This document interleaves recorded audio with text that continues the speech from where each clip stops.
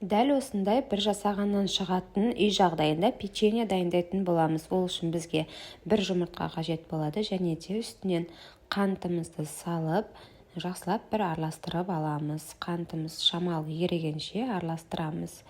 Үстінен бөлме температурасында тұрған сары майымызды қосатын боламыз және де бір келкі масса болғанша жақсылап бір араластырып майымызды толығымен ертіп алатын боламыз. Үстінен ұнымызды және де ұнның үстіне қопсытқышымызды қосып, дәл осылай бір келкі қамыр болғанша илеп алатын боламыз.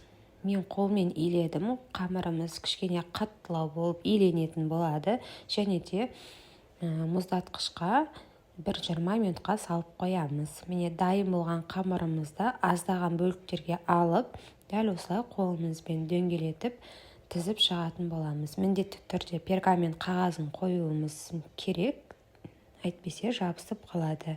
Және де осылай тізілген печеньеларымыздың үстіне сәндік үшін осылай вилкаменен басып шығатын боламыз.